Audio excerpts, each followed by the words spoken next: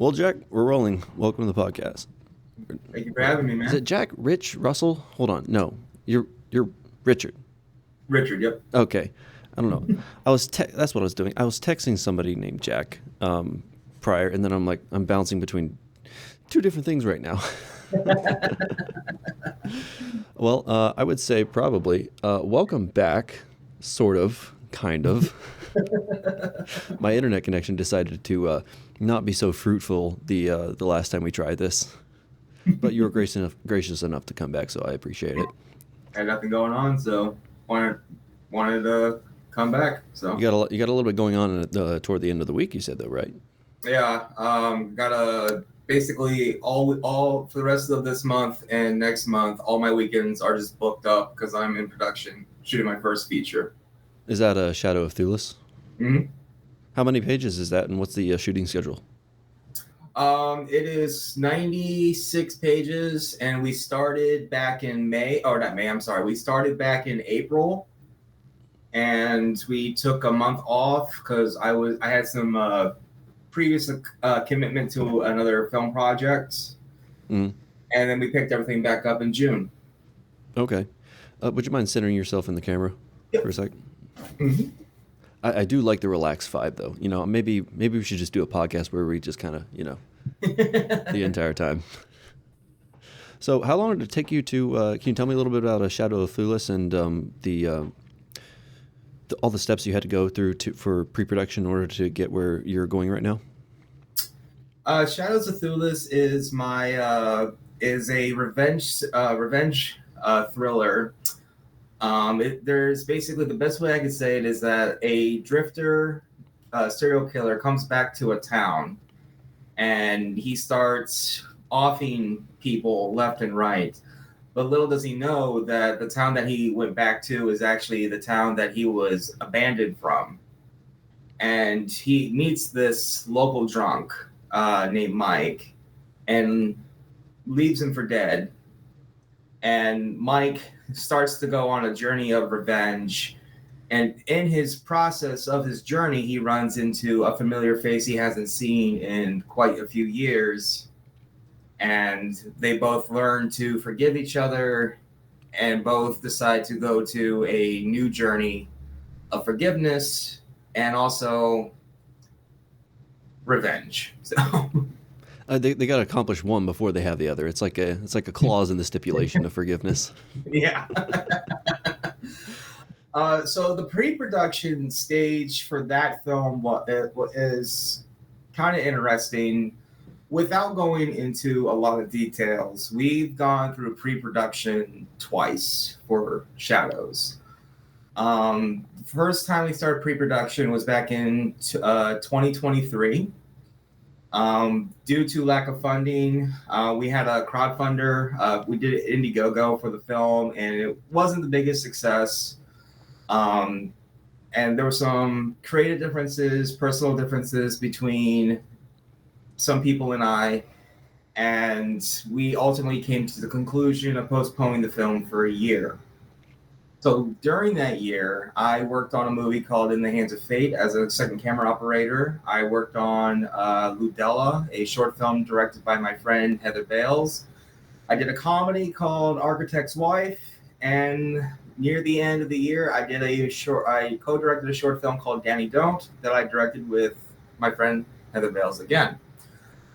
And then we officially kickstarted pre-production for that film for Shadows of Thulis again in January of this year.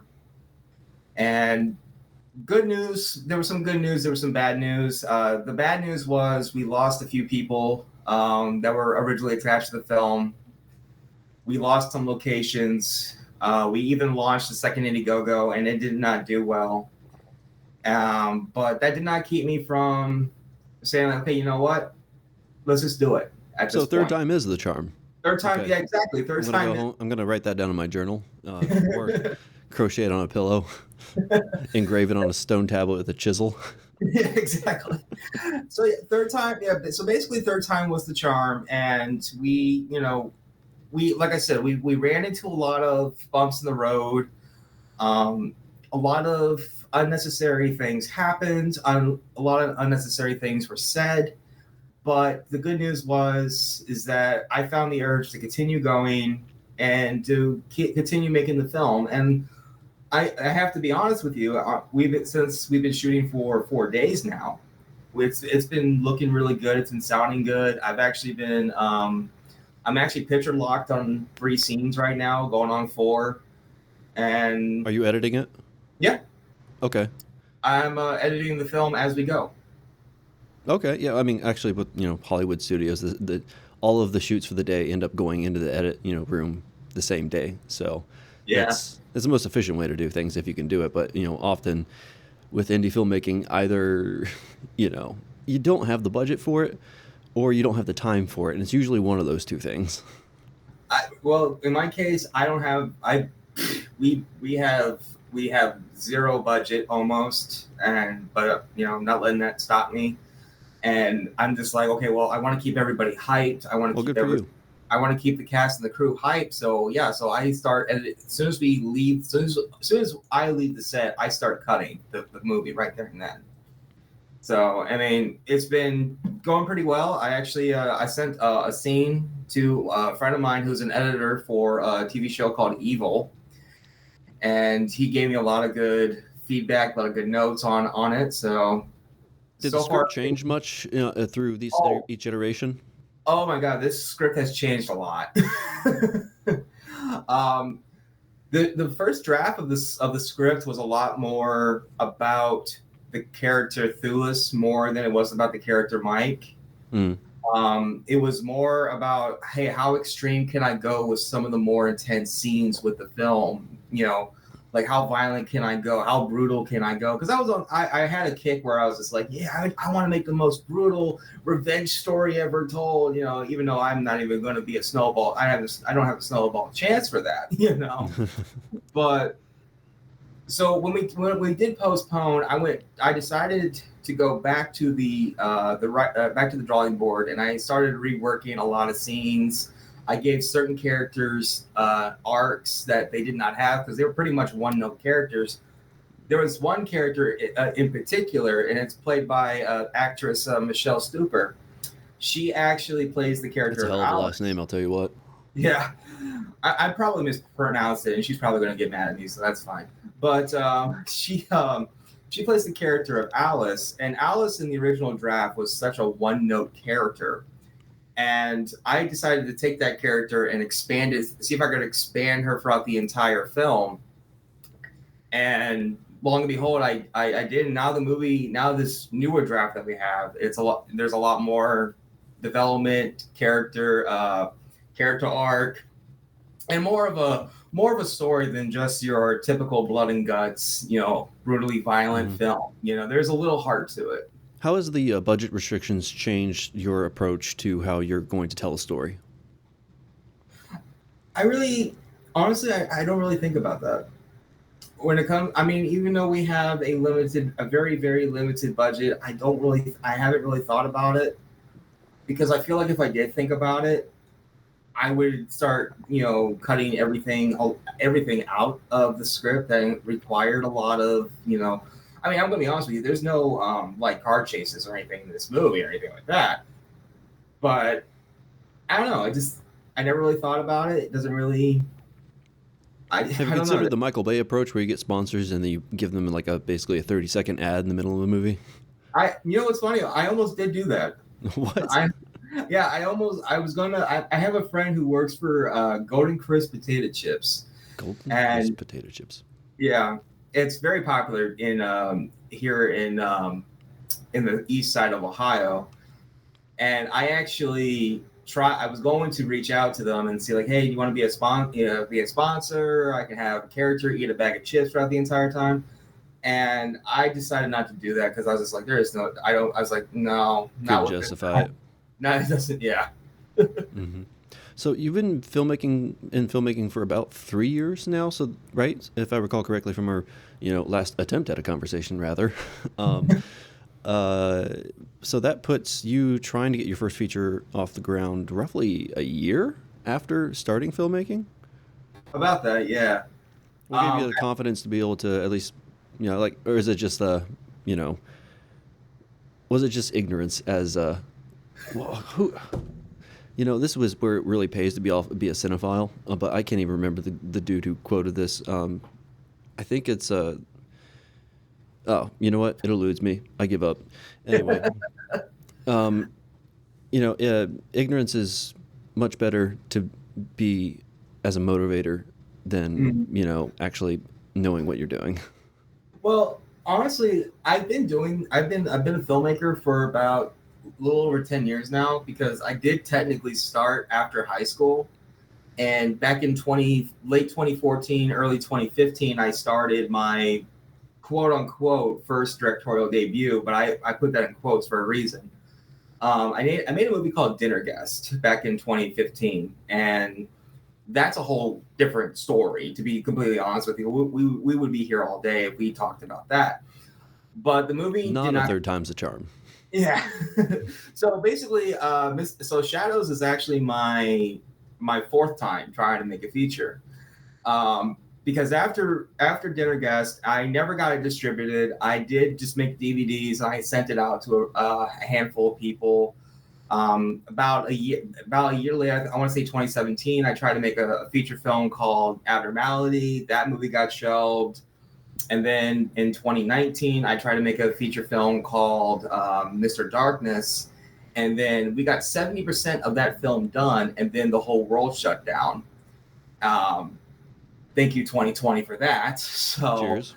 yeah, and so when that happened, the crew and the cast that we had at that point in time just literally just went different directions, and I was just left with like, do I keep doing this? Do I not keep doing this? Hmm. So pretty much, I was in a rut for a couple of years. I want to say it wasn't until like late 2021 is when I had a friend of mine pretty much push me back into doing it again, and he was very helpful to help me with this short film called Brother. And then he starts, he helps me make that movie. It did okay, and then I came out, and then early 2022, I want to say it was the winter of 2022, I started pre-production on the short film of Thulis, and that how that short film came to be was during the lockdown. I was a pretty bad alcoholic. I mean, work, come home, drink, watch a movie, work, come Alcoholism home. spiked, Oh actually, yeah, during, like, because alcohol. of COVID. I'll be honest with you, I still drink, but not as bad as I did back then. You know. I hear you. So I did. So I was watching this movie called Naked, directed by Mike Leigh. It's a very great movie if you have not seen it. It's about this drifter who's like walking the streets of London, and he's like talking about life and religion and all this other philosophical stuff. And he's a very hated character in the movie. Like he's like the biggest a hole in cinema history, if you ask me. So there's a scene in the movie where him and the security guard, they have this 25, I think it's like a 25-minute scene of them just talking about the end of the world, if the world was going to end in 1999, and religion and what happens after you die, all this other stuff. And when you're in a drunken mind like I was at that time, it spoke to me. It really did. So I took that scene and I kind of turned it into a thriller. And and then cut back to 2022, I started pre-production on it because I almost didn't do it because I thought it was too dark and I thought it was way too much. I was very, very worried at the time. And again, the same friend who helped me make Brother, he helped me make that one as well. And we made the film. We actually That was like my first time working with actors here in the local scene here in Ohio. And we had a one-man crew. It was just me running camera, sound, everything, editing. And when the movie came out, it really blossomed. Like it opened up a lot of opportunities for me. I met a lot of cool people because of that short film. And I pretty much I basically started doing a short film like it always felt like every 4 months I was doing a short film from 2022 to 2023. Mm.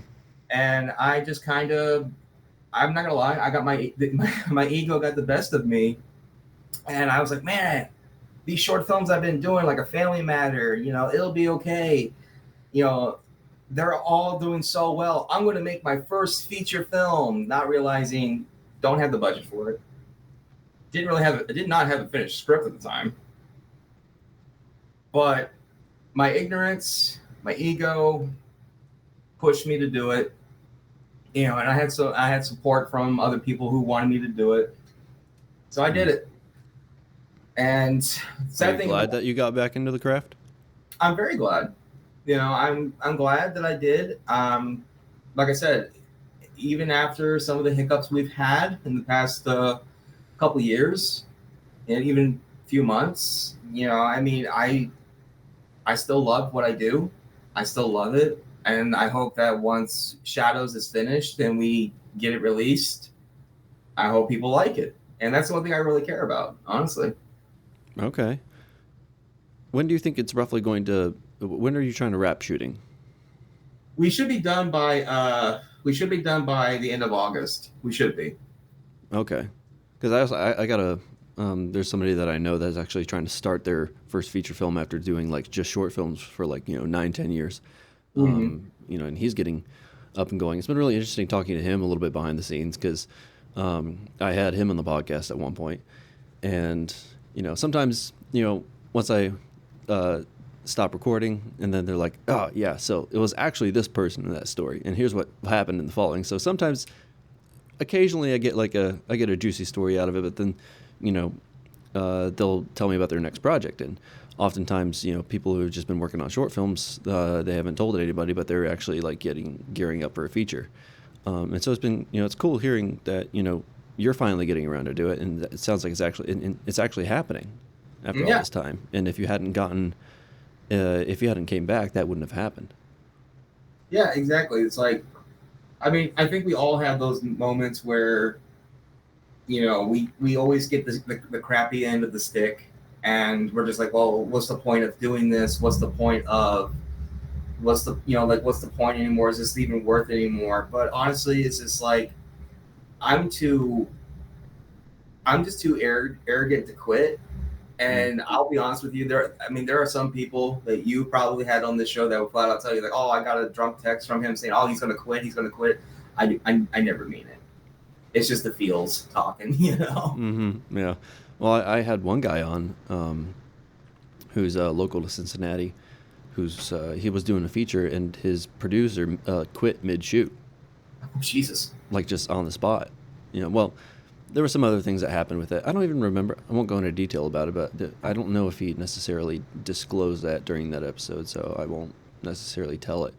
But when you're dealing with artists, you run into every type of artist, and very quickly. And I don't understand this phenomenon, to be perfectly honest. You'll run into the arrogant, the egotistical, the person who's way too humble and is actually really talented but doesn't want to like say anything about his talent.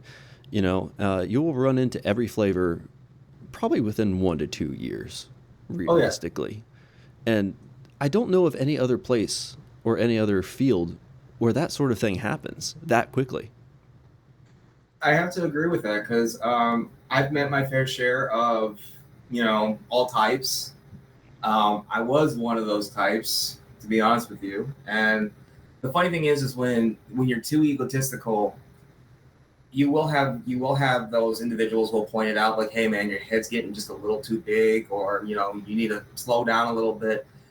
And when that happened, I remember I never really listened. I'm like, oh guys, I'm just joking. I'm not being serious. And then you kind of realize, oh wait a minute, I actually was. Oh crap, Hindsight 2020, quite literally. I did. Yeah, but but the funny thing is that when you have certain people that have stuck with you for so long, and then your ego or something that you've done, just kind of makes part ways with you, it really does wake you up, and it really makes you reflect on a lot of things. Not going to go into details of what I've gone through, But I had a partnership with someone, and I loved working with them. I did. The problem was is that, again, the ego, the fact that I held a grudge against someone, and Mm-hmm. that affected our relationship. Instead of learning to just move on and just see just to see what happens, I always was the overthinker. I was always the, well, what if this or what if this, But the thing about the what ifs is that 9 times out of 10 they don't happen. Mm-hmm. Yeah. I mean, I can sympathize with the production going wrong. I tried to make my first feature after I don't know, was it maybe 2 years, something like that? And it was really ambitious, for technically speaking. Yeah. It involved a lot of CG. Like 2/3 of the film had some type of CG shot in it, and you know, I had originally people that were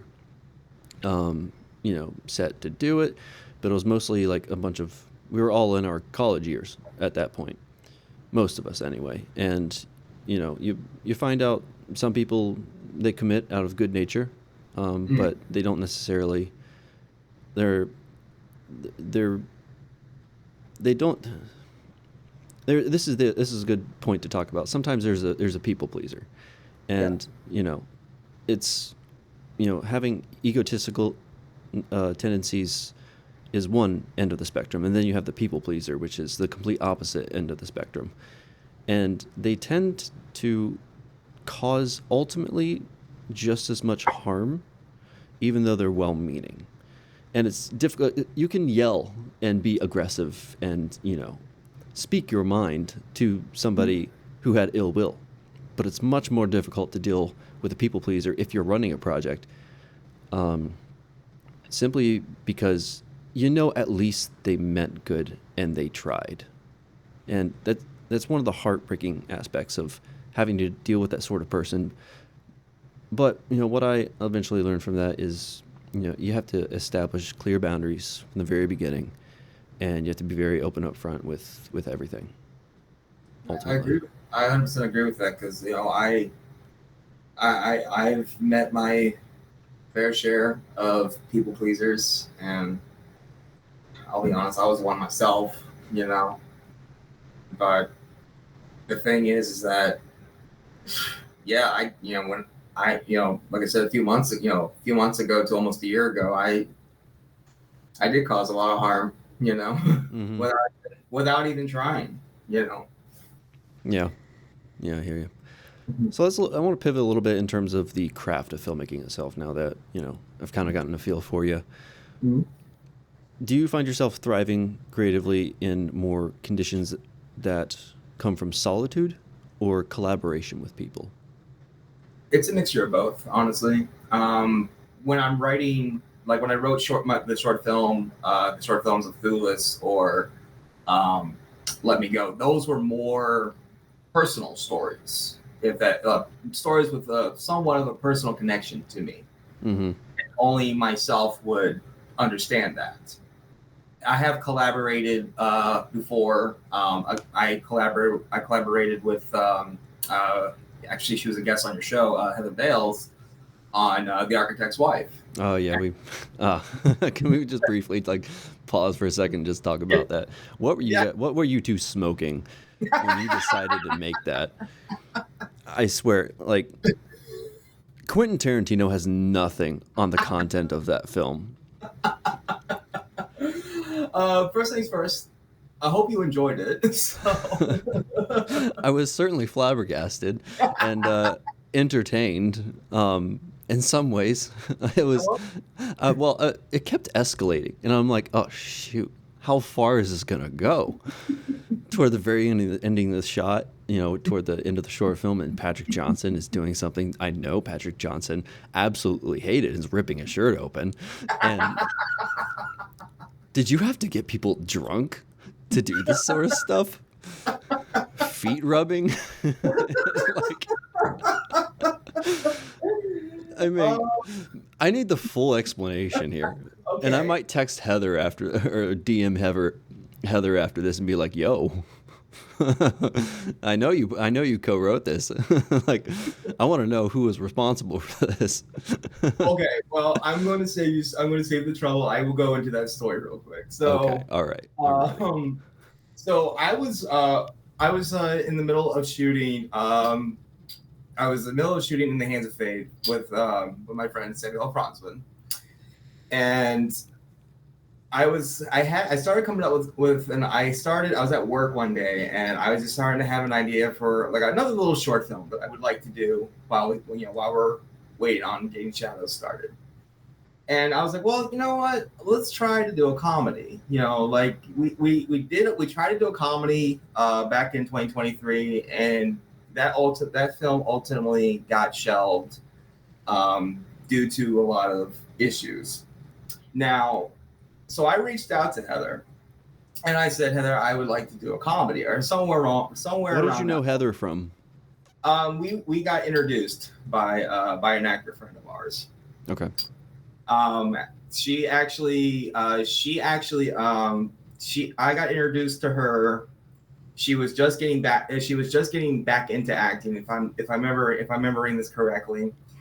So I gave her the first gig I ever gave her was a voiceover in my short film. It'll Be Okay, as a voiceover. And then shortly after that, I gave her a pretty decent sized role in my short film, A Family Matter, and we were collaborating for a good 2 years after that. So I reached out to her, and I said, "Hey, I want to do a comedy," and I was like, kind of like wanting to do like a Clue type of comedy, like a murder mystery, but I think we ultimately decided not to do that because at the time, she and Patrick Johnston were actually already they already did a murder mystery comedy film at the time. Okay. So I'll be honest with you, I can't write comedy. Like my comedy comes off as too dark and too mean. Like you don't know if you should laugh or you shouldn't laugh, Like the And wrong joke at a party that had good intent. let's just say a wrong joke every time I open up my mouth, basically. So I've unintentionally offended people, to be completely honest with you, sober and drunk. So that tells you anything. So we were brainstorming some ideas, and she took over majority of the writing. My job was actually like giving her some weird ideas. So the foot rubbing scene in that movie, you can blame me. That was my idea. The shirtless scene with Patrick, that was also my idea, I want to say. Yeah. And that was because I just got done watching Deadpool 3, and the scene where Hugh Jackman's shirt just pulls up. I was like, man, it'd be kind of funny to kind of do something like that. Now, there were a lot of other ideas that we had for that short film, but they were way too out there and way too weird that Heather graciously watered them down. If it's okay with you, I'd like to share the original post-credit scene that never got shot. Go, lay it on me.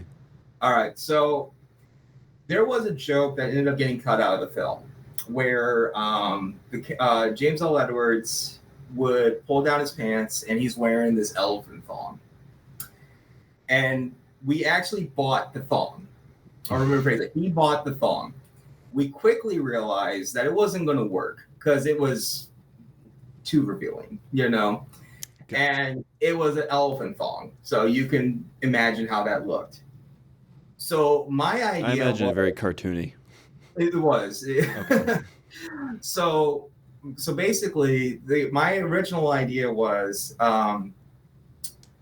we would fade to black, credits would roll, we would fade back. There would be a close up of Lonnie in this thong, James L. Edwards in this thong, close up of his behind, and he's walking down this hallway, walking like this, kind of like shaking it, dancing, very cringy.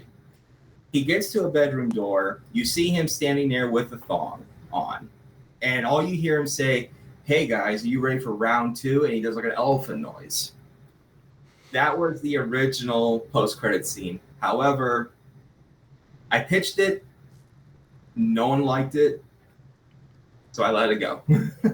And this is why we collaborate. with other people to keep us from doing some things. Yeah. Yeah. I mean, trust me, when I write let me just say this, when I write my own scripts, I am very boundary pushing. I'm very willing to go that extra limit.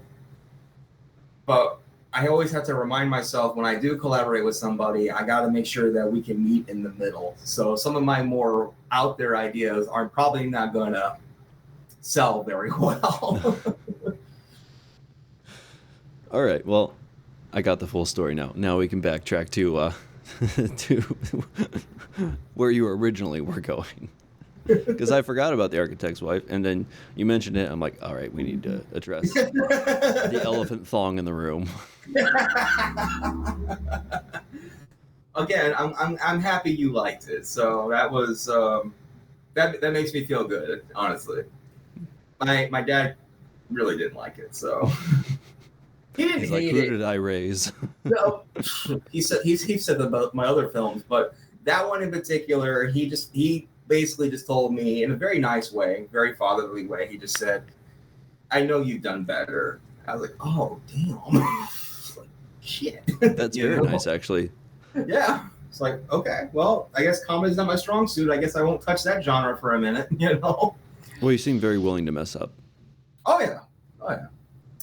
So, where did we leave off before we got to talk about the architect's wife? I think I was asking about what your creativity thrives in, like solitude versus collaboration, and then you brought up like your collaboration with architect's wife. Okay, yeah. So collaboration, I like collaborating with people. It's just that I always I have to learn that I have to learn how to meet in the middle. And even if I think a certain way is going to go, but if this other person is so passionate about another idea that they want to fulfill with a story, I could either go with it or I can just, cry about it. But honestly, I just be like, you know what?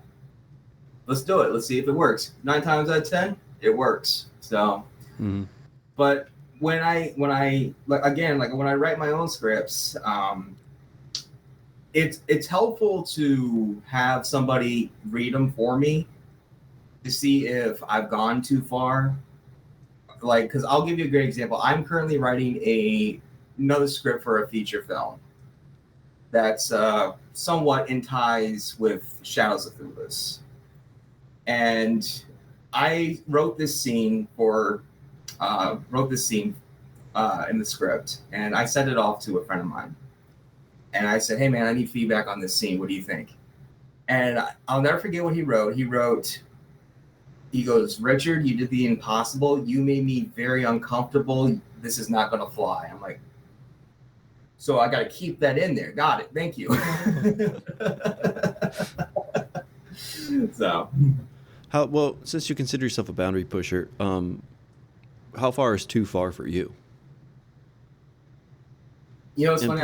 In principle, not necessarily like one instance or scene that you wrote, but like, if you like to ride the guardrails, certainly you've probably scraped up the car every once in a while, and presumably learned your lesson from it. So where now are those guardrails at, and where you're willing to push boundaries? It's mainly when I'm writing a script about a serial killer or about a true crime case. That's where I want to be able to push the boundaries a little bit further. When I'm writing a drama, I don't think I have pushed the boundary. I mean, some people might think, like in my short film, Let Me Go, they think I probably pushed a couple boundaries with that one, because that movie dealt with estranged parents, abusive relationships, and also dealt with suicide as well. I mean, crammed all that in a 30-minute short. Some people thought I went too far with it, but a lot of people understood where I was coming from with it, Now, as a writer, I feel like I've gone too far when I read back what I've written and I delete the entire page. Okay. That's happened a handful of times, honestly. Okay. When you're would you consider yourself more of a camera director or an actor director? Which are you more focused on once you get on set? I'm kind of I would like to say I'm both. Um, if I'm the DP for my if I'm the DP for my film, I'm both a camera director and a actor director. That's why I prefer when I have a DP and I have a second camera operator where I can mainly focus on directing the actors more. Um, I will say that maybe Architect's Wife was probably one of my best directed short films because I had two great guys help me out on that movie on the camera department. So I had a lot more time to focus on directing Lonnie and Julie and Patrick and Heather, and I was able to get those performances that I really wanted. But another thing is that when I direct my actors, I give my actors a lot of freedom when it comes to their character. Um, Again, back to Architect's Wife for a second. Majority of what James L. Edwards said or did in that movie was all improv, all his idea, and I just let it go. Okay. And it usually, because I always feel like this is how I always feel with the actor or the actress. They've had that material for months, maybe a year. They already know what they want from. They already carved this character so well in their head, and it might be completely different from what I was originally seeing, And there's been a lot of times where we would shoot the first take of any film, and whoever was in front of the camera, they would literally do something completely different than I ever imagined, and I always kept it in. I was like, wow, they went a different direction than I initially thought, and it worked out a lot better. Okay. So, being that you're, in the indie space and you're working often with little, probably no budget most of the time, you got to get what actors you can get at least to get the project done, and every indie director has come across having to fill the role with a person who's either never done acting or is at least very inexperienced with it. How have you learned to try to deal with those types of people in the way that you can get at least a good, decent performance from them? Trust. I've always trusted them. Well, you're a better man than me. I would probably attempt to micromanage them and think I'm the genius in the matter. No, it's honestly, for me, it's always about trust. A great example was when Heather and I first worked together on A Family Matter. That was, I want to say, her first short film she did. I might be wrong. I completely trusted her with that performance. I don't think I gave her a lot of notes on what she had to do. And that literally, like the scenes in that short film where she is literally looking like she's like, you probably saw this. I don't know if you saw the short or not, but where she's like helpless and beaten and bruised. Like there were moments. The mafia type one? Was it Family something? Yeah, Family Matter. Yeah, the mafia type movie. Yeah, she acted her guts out for that one. Oh, she did a phenomenal job in that one, and like I said, I didn't give her a lot of notes on that one, and I think, like I said, it's all about trust. I trust when I cast you in my film. I trust you enough to do what you think is right for the character. I'll jump in and point you into the direction I feel like it should go, but I leave a lot of the trust, a lot of the performance to the actor. Mm-hmm. That's how I've always. I learned that from Tarantino, believe it or not. There was an interview I watched where Harvey Keitel told Tarantino to let them do the character how they have always pictured it in their head. Because again, like I said, that they've had the material for a long time. They've carved this character into what they believe the character to be, and you can jump in and just like even though what they're doing is great, but but it's like, okay, it's not exactly how I want it, but you can point them in the direction that you do want.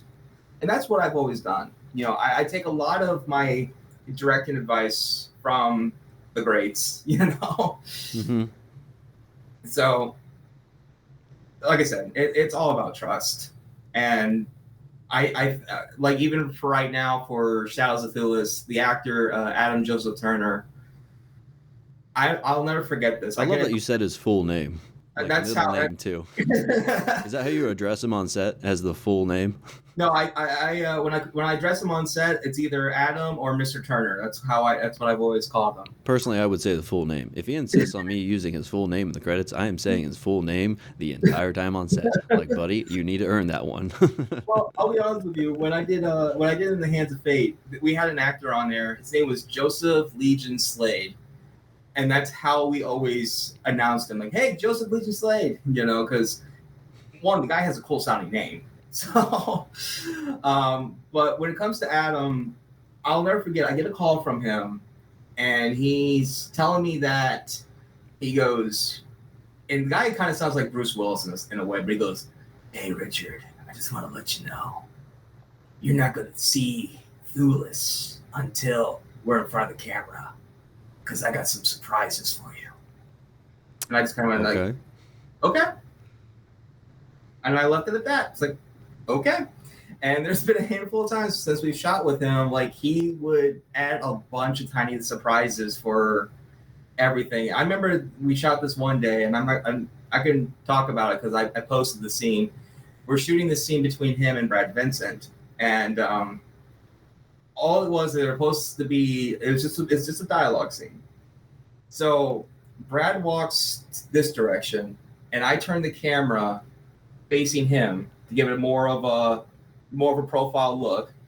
And then out of nowhere, Adam pulls this apple out of his pocket. I didn't even know he had an apple, and just starts chewing on it and just staring down at Brad, and just walks away. And I'm like, I said, cut, that was great. Adam, where the hell did you get an apple from? Nobody noticed the bulge anywhere in his costume. No one noticed anything. So that's what I love about that's one thing I love about when I give my actors a bunch of freedom, is that they come up with these creative ways on what they do with their characters. Is there an area of filmmaking that you're ignorant in that you think you would benefit to learn or learn more about for future projects that you have in mind? I want to say it's definitely the exploitation 70s grindhouse days, and then also the 90s and the independent scene in the 90s. Independent filmmaking scene in the 90s. Independent filmmaking scene in the 90s, yeah. Because I feel like, so a lot of like B-movie techniques, a mixture of B-movie techniques, and also like how much freedom that the filmmakers from the 90s had at the time. Again, Tarantino is another great example. Well, there's also a lot more distributing outlets for indie filmmaking during that time. Exactly. That were profitable anyway. There's probably still a number of them around today, but it's a different climate. It's literally like finding the golden ticket for Willy Wonka. Yes, you only discover it in poverty. Exactly. Is there a particular which technique sticks out, in your mind when I bring that question up, though, curiously? Because that's an area of filmmaking, or a genre, and a niche genre of indie filmmaking that I am completely unfamiliar with. Well, back in the exploitation, 70 grindhouse days, is that, again, a lot of these movies back then, they didn't have a lot of budget, but they did what they could for what they did have. And a lot of times they got creative. The old saying is less is more, and I feel like there are some techniques that generation brought that I feel like not enough people bring to today, especially with the rise of AI, Mm-hmm. Do you think any techniques that died, do you think that it was good that they died, that they shouldn't be resurrected? There's a couple. Nothing that really comes to mind. The only director I really know that does it a lot is Sam Raimi, where you have the point of view shot of almost anything. You know, I'm kind of glad that one somewhat died out because it got really old really fast. I would actually like it if the found footage genre dropped, just basically died off. It's very hard to do found footage right, though. Oh, And it's always used for like a horror context, with the exception in recent times of like what was that movie? Hardcore Henry. yeah. It was a full POV movie. See, I think it was about this like cyber enhanced guy who was like a merc or something like that, and okay. the entire movie was POV. Well, I'll tell you my favorite. I have not seen Hardcore Henry. I own it. I have not seen it yet. I got it for $1 at Dollar Tree. Are you the type that collects DVDs? Yeah, I still collect physical media. I actually every 6 months I would spend $200 on one website called Grindhouse Video because they always had a deal going on. So I would always take advantage of that. 99% of the time, I would buy them. They would come here, and then I would just put them on the shelf, and I wouldn't even touch them because I just like how movies look on a shelf. So it's like basically my Steam library.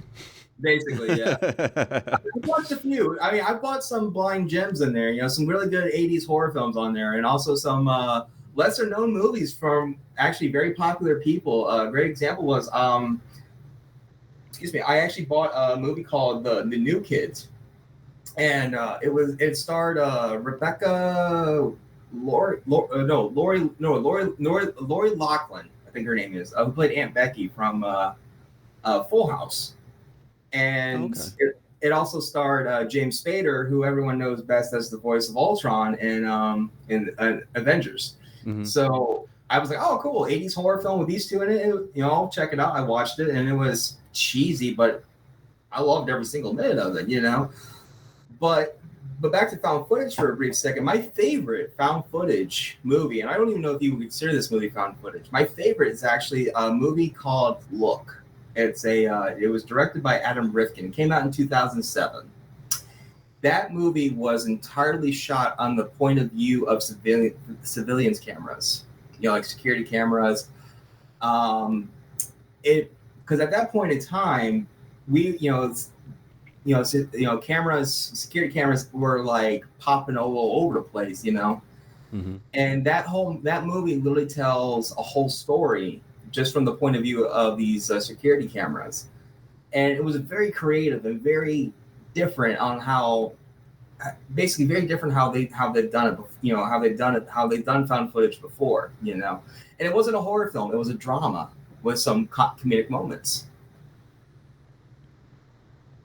Have you tried adapting any of those techniques into some of the films that you've already made? I thought about it. I have. You sat underneath the tree, you ate an apple, and you pondered the universe, whether to be or not to be, and then you chose not to be. Well, it's like, when it comes to techniques like that, it's hard to really do that and then realize, Unfriended did the exact same thing, or again, the movie Look did something similar. It's really hard not to do that, and then and also at the same time trying to figure out how to do it differently, how to do a different approach with it. So maybe one day in the future, I'll definitely consider doing something similar to what those films did. But as of right now, I'm just like, if I do it, I'll just be copying what's already been done before, Mm-hmm. Well, that's the indie artist's worst fear. Is feeling like you're just making somebody else's work because you were inspired by them. Mm-hmm. Well, I'll be honest with you. With Shadows of Thulis, that movie has so much inspiration. It's not even funny. It's like it was inspired by Prisoners, the movie that stars Hugh Jackman. Yeah, that was a good movie. That was a really good movie. Great movie, so underrated, and I'm mad that Hugh Jackman didn't get nominated for an Oscar for that. Should have. It should have, exactly, because I saw that in the theater when it first came out. I had a bad experience, but I saw it in the theater. but movies like that, Rob Zombie's Devil's Rejects definitely has a little bit of, inspiration in there, especially when it comes to the camera work and, again, The Hitcher. I don't know if you ever saw The Hitcher with Rucker Howard. I'm Uh, familiar with the title, but no, I didn't see it. Great movie, great movie. I mean, save yourself some time. Just watch the 1987 version. Skip the 2006 version with Sean Bean. It's not a bad movie, but it's produced by Michael Bay. If that tells you anything. Mm-hmm. Well, you returned to filmmaking after a hiatus, so presumably, it's obviously worth it in the long run.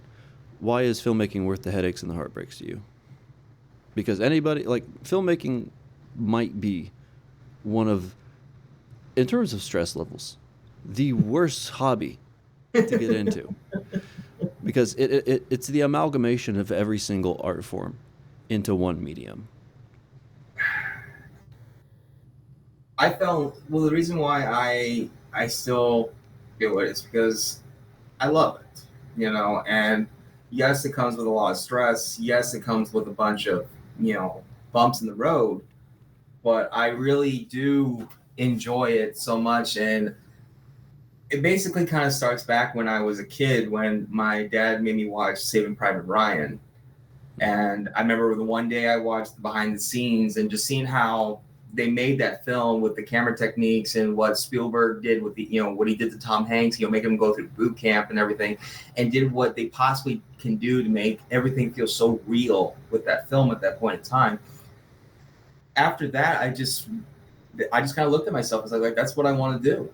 I don't want to work a boring 9 to 5. I don't want to, I rather be out there creating and doing stories. I guess that's why. It's because I want to be different than most people in my family, because a lot of my family is, they're blue collar, they do a lot of work, and I'm not bashing that whatsoever, but I just want a little bit more out of life, because with filmmaking. Well, as a blue collar worker, believe it or not, I can sympathize with the sentiment. Yeah, I mean, I obviously nothing against blue collar workers. It's just not my lifestyle. Yeah. And well, funny thing in my case is, any crew that I've ever been a part of, whenever like my personality actually starts coming out and I start talking about what I'm interested in, they're like, dude, why are you doing this? Why are you here? They're like, I don't fit the bill, honestly. It's just something that I grew up with and now I'm competent in. And so it's just something that it does make you appreciate everything at the very least. Yeah. And it's like, I remember when we started shooting, when I started making the short films, and then I started, shooting Shadows. Excuse me. I started showing it to some, because I work in retail, and I started showing some of my stuff to my regular customers. And I get the same thing. They say like, dude, why are you working here when you could be doing this? Because I'm like, I just look at it and it's like, well, I need to pay the bills, and I need to, I need to live, I mean, right now, my movies aren't making me money, and that's what I need right now. I hope the day comes where, the right person sees the right movie, and, my career can go up. Mm-hmm. If that doesn't happen, would it still have been worth it? Oh yeah, 100%. Well, I think I asked that question specifically because, a lot of artists want to be able to operate on the highest level that they possibly can, because, they want to see their dreams realized in the highest form that they're able to watch them, not in their head. And the downfall when the artist dies is when you pursue the career and not the art. That's when it happens. Yeah. And in my case, the artist died a couple times, and he resurrected.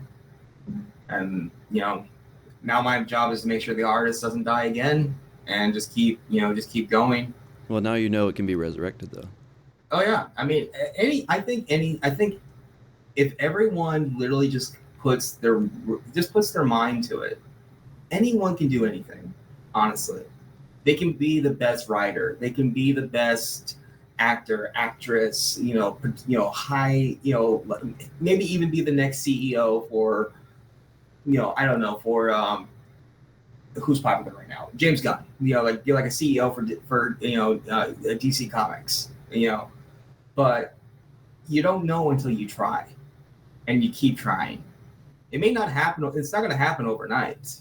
I mean, we've all been there where we all have these dreams and these ambitions, and we all think it's just going to happen as soon as we get older, but it doesn't. You have to work for it. You got to work hard for it. You got to learn how to network yourself. You got to learn how to market yourself. Mm-hmm. Well, that's well put. Richard, thanks for coming on the podcast. Is there any final thoughts you want to leave with the audience? Thank you for having me on the show, and I'm sorry that I rambled a lot and had a lot of fun. That's what podcasts are for, though. And if you don't ramble at least once, I mean, was it really a podcast? Exactly.